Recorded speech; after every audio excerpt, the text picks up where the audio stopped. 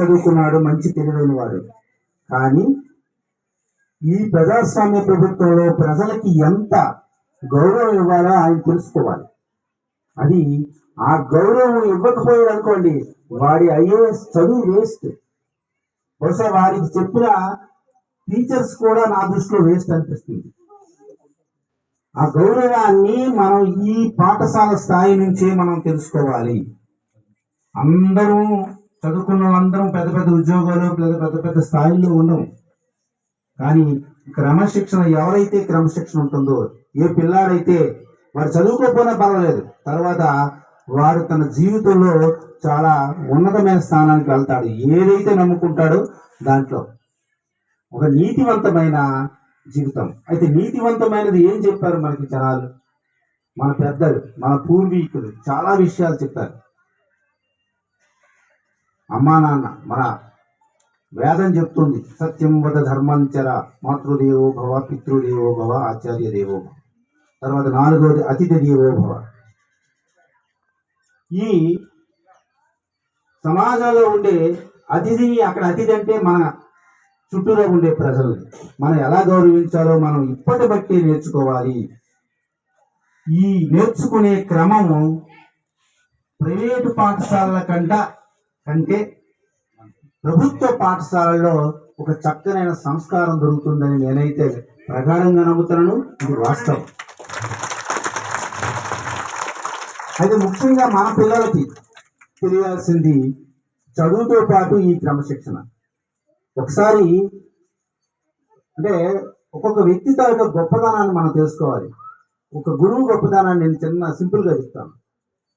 రాజసూయాగం అయిపోయిన తర్వాత ధర్మరాజు రాజసూయాగం చేసినాక అందరికీ మనం ఏదైనా యాగం చేసేటప్పుడు తర్వాత భోజనాలు పెడతాం, అన్నదానం పెడతాం.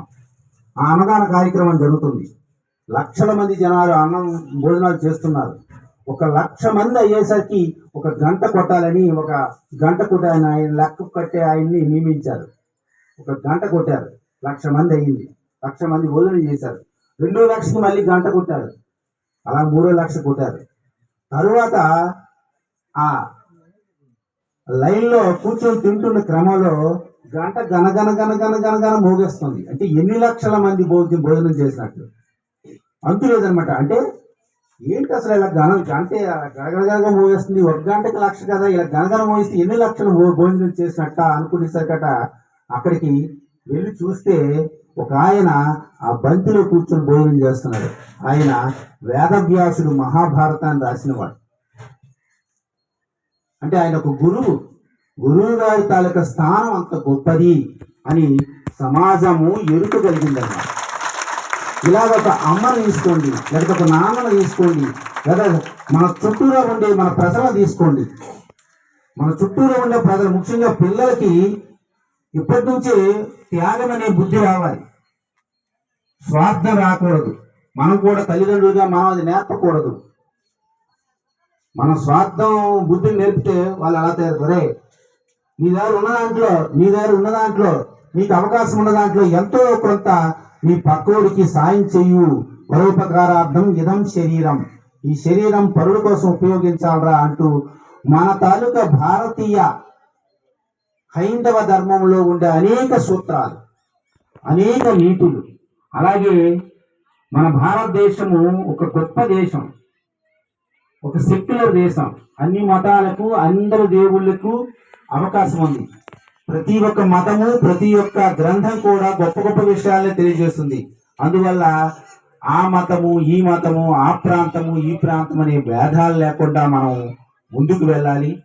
ఈ రకంగా మనం మెలగాలని తెలియజేస్తూ ఒక్క విషయం నేను చెప్తున్నాను. నేను చూసిందంటే నేను నిజాన్ని కూడా చెప్పాలి. మనందరం మేము ఏదో గొప్పగా చెప్తున్నాం, గొప్పగా మేము తయారు చేస్తున్నాం, మా పిల్లలందరూ గొప్పలని చెప్పడం నా ఉద్దేశం కాదు. ఈ క్రమంలో నేను అబ్జర్వ్ చేస్తుంటాను, క్లాస్కి వెళ్తుంటాను. వెళ్ళి ఈరోజు ఆ పాఠాన్ని చాలా చక్కగా చెప్పాలి, పిల్లలకి బాగా అందించాలని నేను అనుకుంటాను. అనుకునే క్రమంలో చెప్తుంటే ఒక బ్యాచ్ వెనకని ఒక 5, 6, 10 మంది పిల్లలు అదే పనిగా మాట్లాడుతుంటారు. నేను ఎలా చెప్పాలి పాఠం చెప్పండి తల్లిదండ్రులారా, నేను ఎలా చెప్పాలి? ఇవాళ పేర్లు పెట్టుకొని నేను చెప్పగలను, వాళ్ళని కొట్టకూడదు, వాడిని తిట్టకూడదు, వాడు తిడితే ప్రమాదం, వాడిని కొడితే ప్రమాదం. అది నేను పాఠం అలా చెప్పాలి. దానివల్ల మిగతా బాగా చదువుకునే వాళ్ళు కూడా ఇబ్బంది పడుతున్నారు. ఇది ఈ పాఠశాలలోనే కాదు, ప్రతి పాఠశాలలోనూ కూడా ఉంటుంది.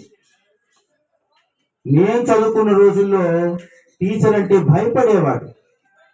ఇవాళ భయపడాలని అంటం లేదు, ఎందుకంటే కాలం మారిపోతున్న క్రమంలో అన్ని విధానాలు మారిపోతాయి, తప్పేం లేదు. కానీ పిల్లడు పాఠశాలకు వచ్చిన తర్వాత ఉదయం నుంచి సాయంత్రం వరకు ఉన్న క్రమంలో వాడు నేర్చుకోవాలనే తపన మీద వస్తున్నాడు, నేర్చుకోవాలి. మీరు అందుకే పంపిస్తున్నారు. కానీ మరి వాడు మాట్లాడుకుంటూ వాడు అలరబెడుతుంటే నేనేం అనలేకపోయి ఏం చేయండి. నేను ఈ వయసులో నేను ఒక 10-15 సంవత్సరాలు నేను పిల్లలు కొట్టేవాడిని. నేను ఇప్పుడు మానేశాను. నా పరిస్థితి ఏంటి చెప్పండి. నేను కొట్టలేను. ఇప్పుడు కొడితే నాకు తిరిగి నొప్పి పెడుతుంది, నేనేం కొడతాను? అందువల్ల దయచేసి పిల్లలారా మీరు బాగుపడండి. ఏ టీచర్ కూడా మిమ్మల్ని ఒక ఏదైనా అన్నా మీ మీద వ్యక్తిగతమైన కక్షలతో కానీ వ్యక్తిగతమైన పగలతో కానీ ఎవరు ఏమనరు. బాగా చదవాలని చెప్తారు. ఈ క్రమంలో ఒక్కొక్కసారి పొరపాటున ఏదైనా అనేసినా దాన్ని మీరు పట్టించుకోకూడదు. తల్లిదండ్రులుగా మీరు కూడా ఆ పిల్లలకి చేయూతనివ్వకుండా మీరు కూడా వాళ్ళని దెబ్బలాడండి, గసరండి. ఆ రకంగా మీరు కూడా ఉండి మన తాలూకా పిల్లల తాలూకా అభివృద్ధికి మనం అందరం కృషి చేద్దాం. టీచర్లుగా తల్లిదండ్రులుగా అందరం కూడా దానికి పిల్లలు కూడా సాయశక్తుల మీ కష్టపడి చక్కగా చదివి మంచి మార్కులు సంపాదించి నిజంగా ఇది మంచి పాఠశాల. మాస్టర్ చెప్తారు, ఎంతో మంది మా ఎస్ఎస్ మాస్టర్ చెప్పారు, ఇక్కడే ఈ పురుగులు అన్నం తినేసి ఇక్కడే నేను మాస్టర్ గా వచ్చానంటే మన పీడి గారు ఇక్కడే చదువుకొని ఇక్కడే వచ్చారంటే అంత గొప్ప అండి. ఇలాంటి పాఠశాలను వినియోగించుకోండి. థ్యాంక్ యూ అన్నారు.